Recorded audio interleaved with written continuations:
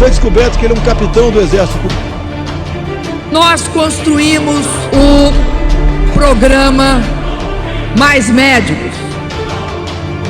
Médicos não atendem porque não tem cama! Eu vou ser punida!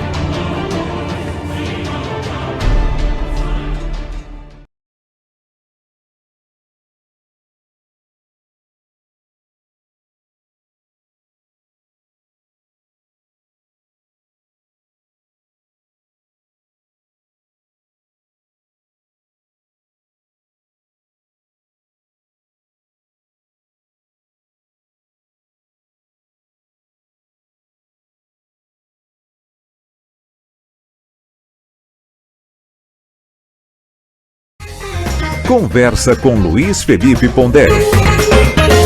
9h23, Luiz Felipe Pondé, nosso colaborador, filósofo, todas as quartas e quintas aqui no Jornal da Bandeirante Gente.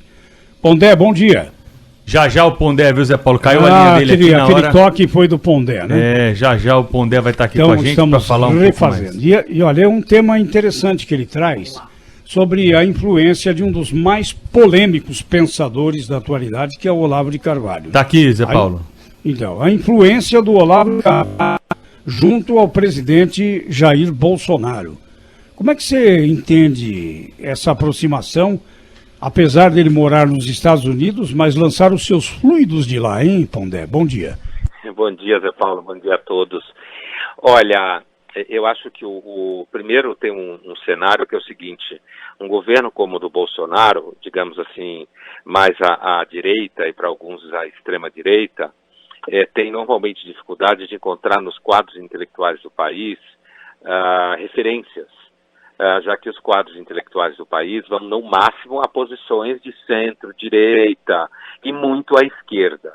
Então, o Olavo foi um pouco assim, um intelectual, ainda que não seja intelectual, digamos, de formação oficial, no sentido de títulos e tal, foi um intelectual, digamos, à mão, para servir de um certo esteio, digamos, filosófico, ideológico para o governo Bolsonaro.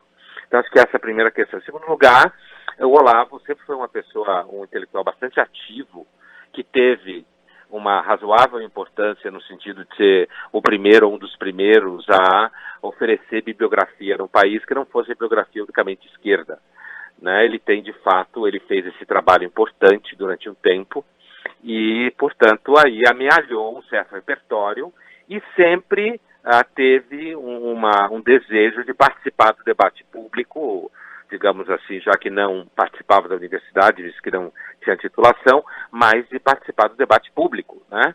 E nunca conseguiu por conta de que o debate público sempre foi um tanto fechado a posições que não fossem de esquerda, mas principalmente aí vem a questão específica, Zé Paulo, que eu acho que, digamos, o método, a abordagem do Olavo sempre foi um pouco agressiva.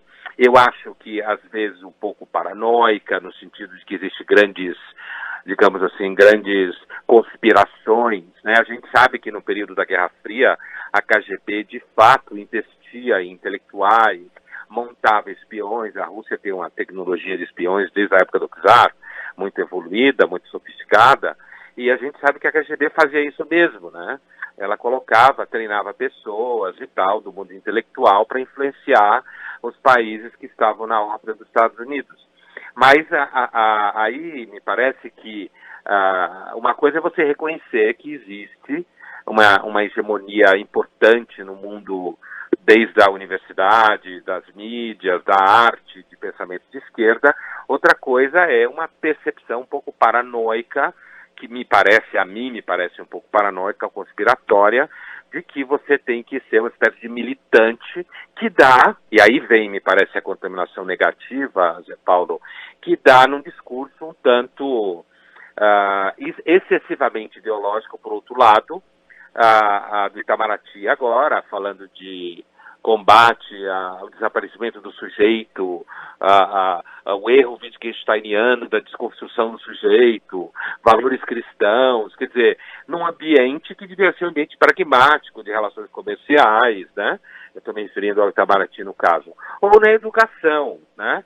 exigir um Ministério da Educação que também se coloque numa guerra contínua. Era um método, Zé Paulo, do estilo da fala, né? Quem conhece um pouco aqueles que foram formados pelo Olavo e o próprio Olavo, já viu ele em vídeos e tal, sabe que tem um método um pouco agressivo, acirrado, militante. Eu acho que isso faz mal para o governo Bolsonaro, afasta de questões pragmáticas, amplia o telhado de vidro no sentido daqueles que querem caracterizar o governo como um governo delirante, reacionário, fechado, e eu acho que isso atrapalha, na verdade, a administração do governo. Por isso que eu acho que é uma contaminação que não é positiva, Zé Paulo. E uma influência grande no governo, né, Pondé? Pedro, bom dia para você. Bom dia, Pedro. Porque a influência do Olavo de Carvalho no governo Jair Bolsonaro, né, e também em relação a alguns deputados que foram eleitos aí para a próxima legislatura é grande, pelas informações, publicações que a gente vê a todo momento, até uma influência, eu diria, maior do que a dos evangélicos e de outros grupos que estão muito próximos aí ao Jair Bolsonaro, né? Porque assim, Pedro, os evangélicos, historicamente, esses evangélicos dos quais a gente está falando, que é uma onda do protestantismo mais recente, né?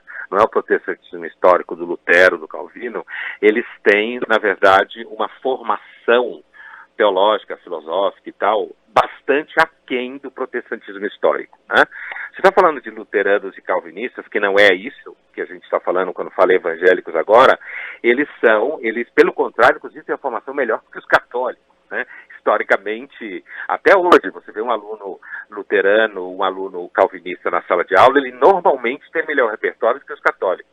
E não só em religião, né? Por conta do estofo. Não, os evangélicos não têm, grosso modo, claro que tem, não é universal, mas os evangélicos não têm uma visão articulada de mundo.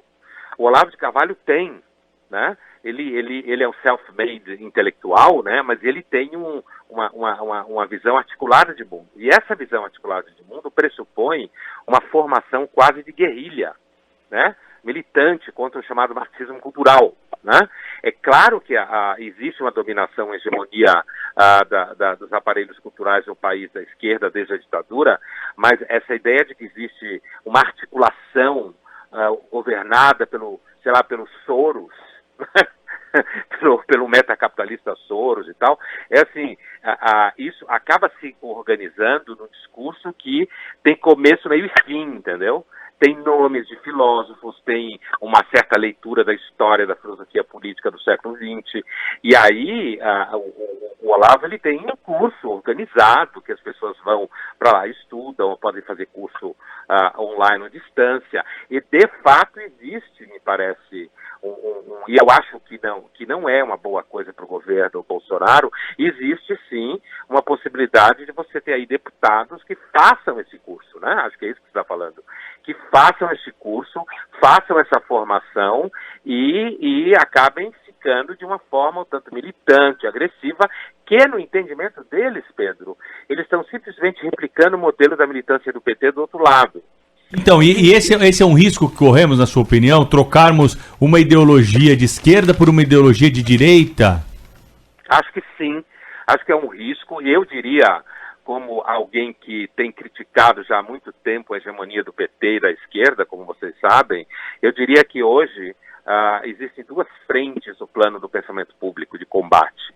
Do combate no bom sentido da palavra. Um é fazer com que a esquerda faça a sua autocrítica, que não faz, a esquerda é vaidosa e mentirosa, fazer sua autocrítica, parar de se oferecer como representante da democracia. Se a gente tivesse um Haddad de presidente hoje, ele teria ido provavelmente à posse do Maduro e estaria fazendo o discurso da democracia venezuelana.